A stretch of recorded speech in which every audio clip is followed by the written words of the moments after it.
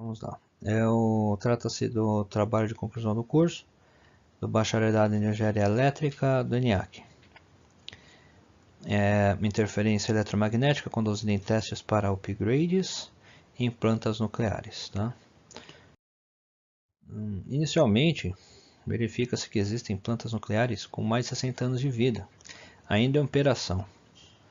Nessas plantas, basicamente, os seus sistemas são analógicos, pelo menos eram, né? Bastante ultrapassados, né? Já que datam de 60 anos de operação. E existe uma necessidade de uma migração e adequação dos novos sistemas, ou seja, o sistema arcaico deve sofrer um upgrade para os novos sistemas digital. Por quê? Porque a tecnologia digital tem maior performance, né? Se comparado com a analógica, tem mais velocidade, né? E inclusive tem o problema do seguinte: a velocidade da tecnologia digital não é somente a velocidade de processamento, a velocidade de tratamento dos dados, mas também a velocidade com que ela muda, com que ela evolui, né? Muito rápido. E isso existe também uma grande atenção. Além disso, a tecnologia digital, sendo moderna, né, e utilizando materiais modernos, existe uma redução de custo nessa tecnologia. O objetivo desse trabalho é analisar um filtro, tá, que mantém os valores de tensão de fase neutro, né, já que ele mantém também as componentes de modo diferencial e comum, dentro dos padrões exigidos pela norma internacional da FCC. Tá? Isso encontra-se regulamentado dentro da RG 1180, tá? Do Guia Regulatório. Esse upgrade tem vantagens e desvantagens, né? Embora seja necessário, mas a desvantagem é de que o sistema digital, né, na época em que eu começar a ver esse upgrade, logo quando o sistema começou a ser utilizado, tinha-se pouco conhecimento referente a esse sistema dentro da indústria. Então, era muito difícil prever o impacto dos modos de falha desse sistema na planta nuclear. Além disso, sistemas digitais são sujeitos a invasões e ataques cibernéticos, né? Verificou-se diversos ataques aí nesses últimos anos por hackers, né? Junto aos sites governamentais, é só um exemplo do risco que se ocorre ao utilizar sistemas online. E os sistemas digitais são mais suscetíveis à interferência eletromagnética. Isso é clássico do sistema digital, né? Ele não é tão robusto, né, quanto aos sistemas analógicos.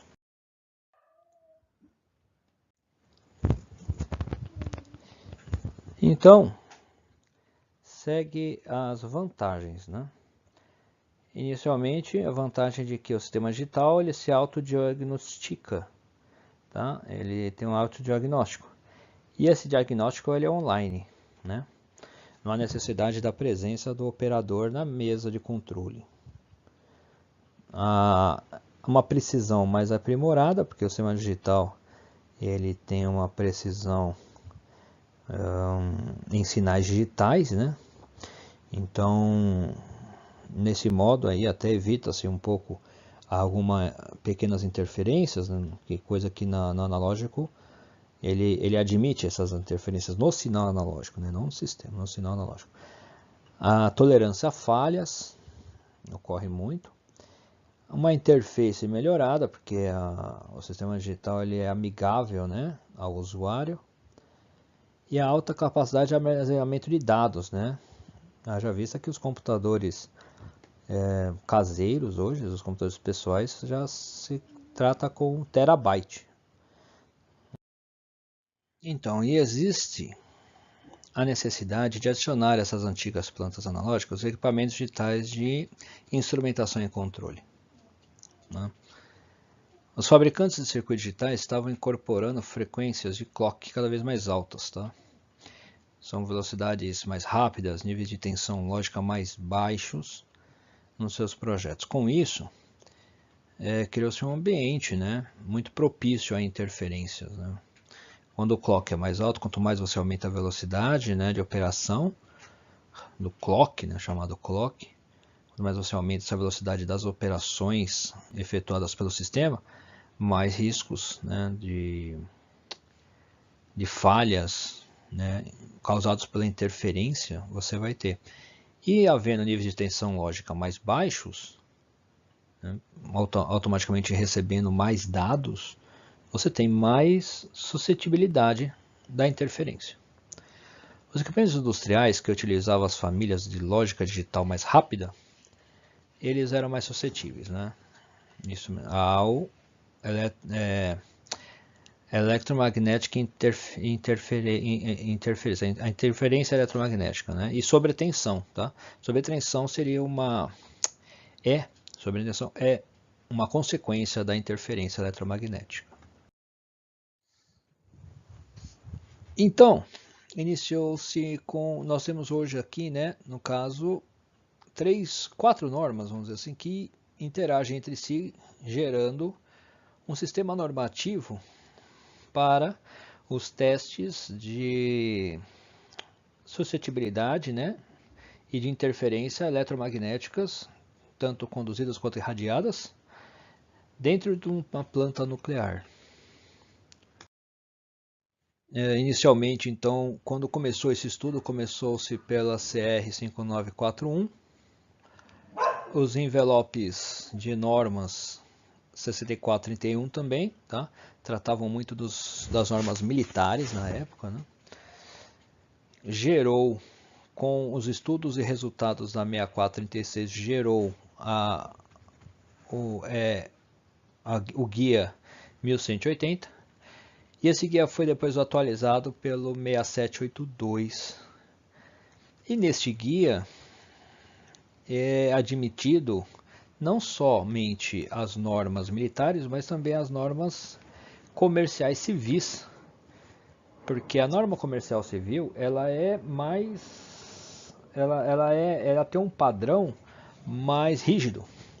Por quê? Porque na norma militar, geralmente quem está utilizando o equipamento vai ser uma pessoa habilitada, né? Geral, às vezes um engenheiro. E no caso do material feito para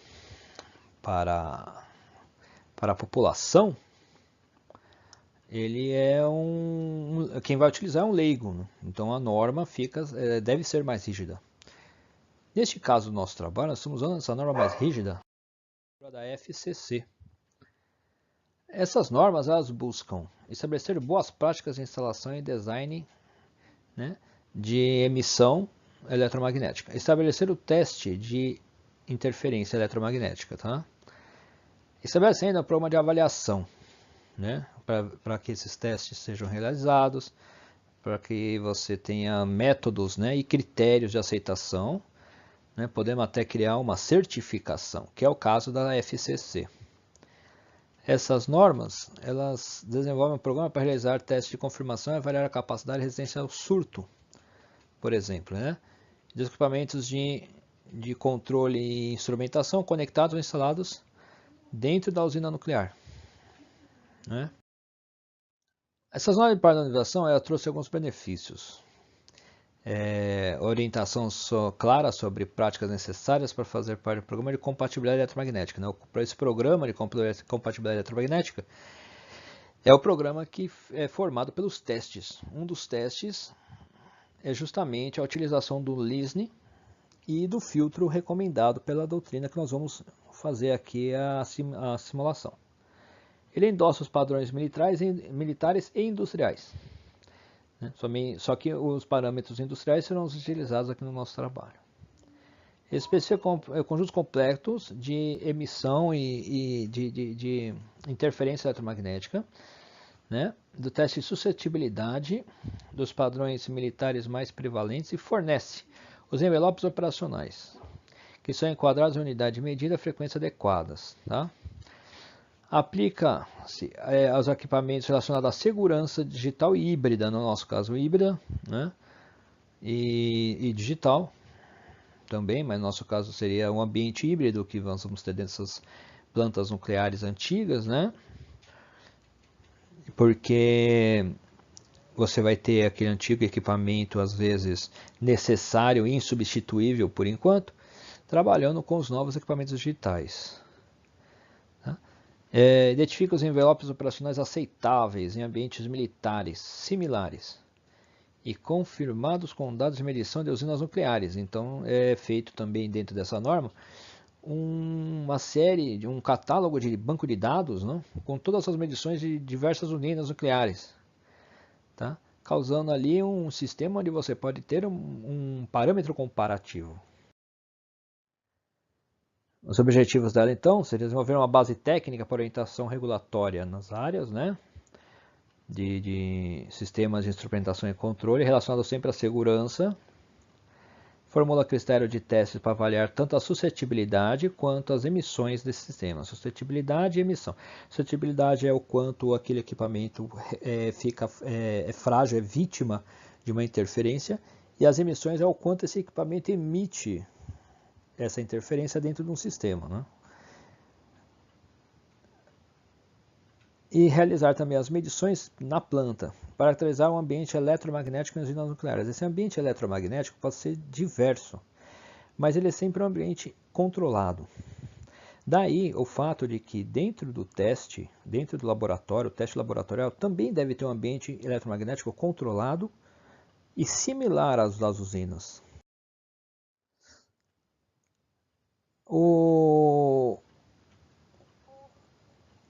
O sistema do NRC, né, o Guia 1180, ele apresenta as práticas de testes para minimizar os efeitos eletromagnéticos no projeto. Né? Trata das diferentes eletromagnéticas e suscetibilidade dos equipamentos. Indica também que o sistema deve ser compatível com o ambiente eletromagnético das plantas. Ainda dentro desse sistema, esse sistema ele apresenta então um compêndio de todas as outras normas, não? Adequando os testes, né? E apresentando, na verdade, os padrões, né? mais corretos, e dentro desses padrões criando envelopes, onde você tem, na verdade, a recomendação de padrões para os testes. Né? Aqui a gente explica que antes desse ato regulatório não existia nenhum documento, né? Existia porque você tinha apenas os testes, os critérios de situação necessários, mas assim não tinha uma padronização. Então você tinha IEC, FCC, o Military Standard, N padrões que nem sempre eram adequados. Né? Ou seja, você poderia ter um aparelho padronizado pela FCC, e aí o ambiente tinha também aparelhos padronizados pelo IEC e outros padrões pelo Military Standard. O fato de você ter equipamentos padronizados pelo FCC e IEC, o FCC, por exemplo, é que você começa a adquirir equipamentos para a usina nuclear, entre aspas, de prateleira, né? Aqueles equipamentos comerciais, se é que podemos dizer assim. Os equipamentos utilizados na indústria de instrumentação e controle.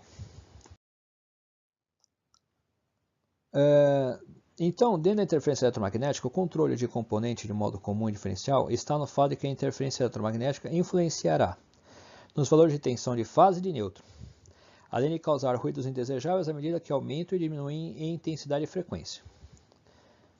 Quando você tem essa interferência, ela é a interferência conduzida, é aquela que corre dentro dos cabeamentos, né, dos condutores do nosso sistema e dos nossos aparelhos. E isso ocorre em todo local, dentro de uma residência onde você tem Wi-Fi, Bluetooth, micro-ondas, dentro de uma indústria, quando você tem sensores e atuadores, dentro da usina nuclear, quando você tem o controle também dos sensores e atuadores dentro da mesa operacional, dentro da planta, dentro do núcleo do reator. Então é utilizado o quê?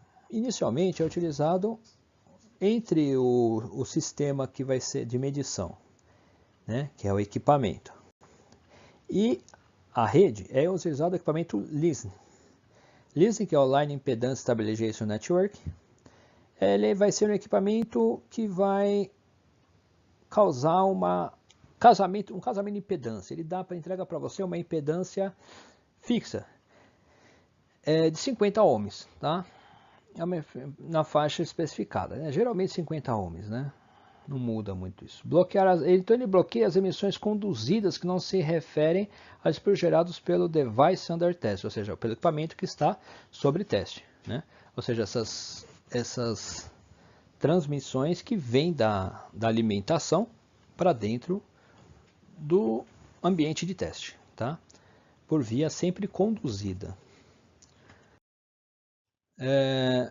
Ele apresenta uma impedância constante, como nós já dissemos, né? Que ela fica igual à impedância saída do medidor. Isso aqui é um exemplo de um Lisne, né? É um exemplo simplificado, mas verifica-se aqui, ó, 50 ohms dentro das suas saídas, tá? E o Lisne ele causa essa percepção, não é ainda uma separação propriamente dita, mas é uma percepção das correntes de modo comum diferencial. Dentro desse sistema aqui, você percebe que o ruído não sofrerá atenuação.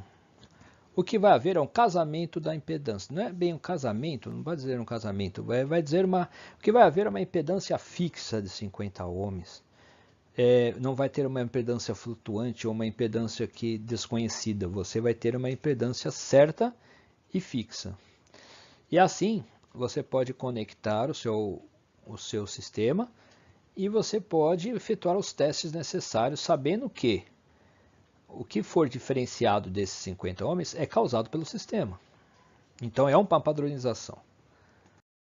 Tudo.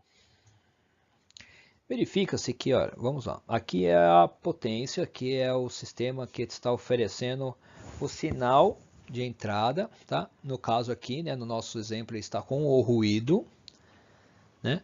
Aqui nós temos o nosso filtro que vai ser analisado.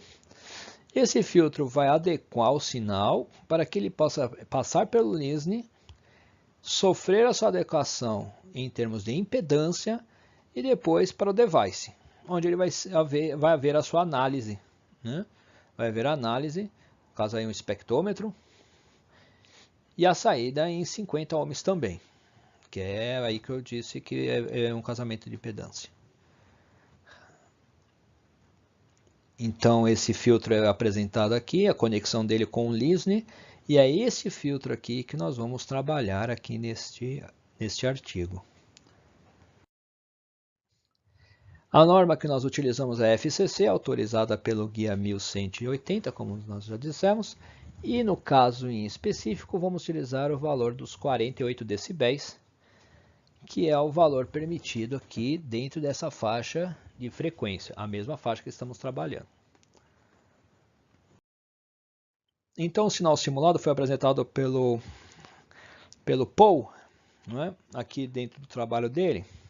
Esse sinal aqui nós fizemos uma simulação dele dentro do Excel, tá? Fizemos apenas uma comparação aqui para verificar que um sinal se parece bastante com o outro. Conseguimos com bastante tranquilidade fazer aqui a cópia dele dentro do Excel, tá?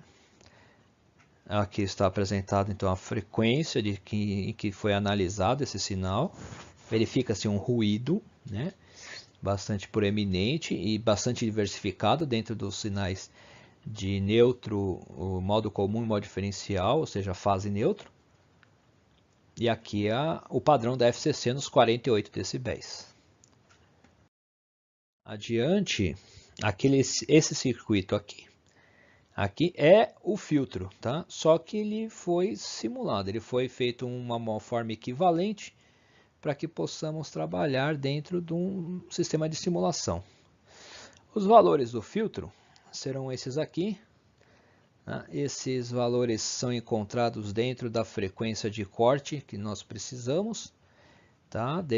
Para que a frequência de corte do filtro trabalhe, né, dentro da amostra, não é? E assim possa atuar direitinho dentro daquele sinal que nós apresentamos. E daquela simplificação nós conseguimos dois circuitos simplificados, um circuito para modo comum, outro para modo diferencial. Este para modo comum, este para modo diferencial. e as suas fórmulas, as suas funções de transferência equivalentes, tá? Coloquei dessa forma aqui porque quando eu trabalhei no Excel, fiz utilizando esse modelo. Então segue, ao adicionar, eu fui adicionando aqui no caso os capacitores separadamente, os elementos do filtro foram adicionados separadamente. Né? Exemplo do que o próprio Paul fez no trabalho no livro dele aqui em 2006. E encontramos o seguinte, né? Adicionando os capacitores, já percebeu-se nesta faixa de frequência, aqui, ó, uma queda, fazendo com que a 24 MHz, o sinal já estava abaixo do limite da FCC. Né? Ao adicionar os outros dois capacitores, apareceu o quê? A diferencial, né, o modo diferencial, acaba se adequando. Por quê? Porque ele atua no modo diferencial. Veja que aqui a corrente diferencial corre aqui, né? Em linha a linha, né? Ou na verdade fase neutro, vamos dizer assim. Ela corre aqui. Então, adicionando esses dois capacitores, já verificou-se a adequação do sinal diferencial. Ao adicionar esta indutância aqui, esse indutor, né, que aqui embaixo, na verdade, é a indutância de um... Não é o choque, né? O choque está aqui em cima. Mas ao adicionar esse indutor aqui dentro do aterramento do filtro, do aterramento do sistema, né, você já percebe também mais diferenciação entre o modo comum e o modo diferencial. O modo comum sofreu uma pequena queda porque a corrente que sai da fase, né, e entra para o aterramento, ou seja, toda aquela corrente que vai para o aterramento em modo comum, ela vai passar por esse indutor. Né? Então ele já atua também no... Por fim, ao adicionar o choque, ele causa um casamento de impedância, um casamento um casamento eletromagnético, não? Entre a fase neutro e coloca sua indutância a favor do sinal, atenuando nesse caso, como ele vai atenuar a fase neutra, ele atenua o sinal inteiro, colocando todo o sinal abaixo dos 48 decibéis e assim adequando o sistema todo, adequando o sinal do sistema inteiro aqui, para que ele possa entrar no listening e aí sim ir para o produto. Né? Então, com essa aplicação do filtro, nós verificamos que o sinal foi adequado, o ruído do sinal foi adequado aos padrões internacionalmente estabelecidos. E aí, passando no teste, logicamente, né, ele vai poder ser inserido nos reatores que sofrem upgrades em seu sistema de controle e instrumentação. Deixando claro que ele não vai causar interferências de grande monta, né, alterando o ambiente eletromagnético da planta nuclear. E aí as nossas referências. Né? Obrigado.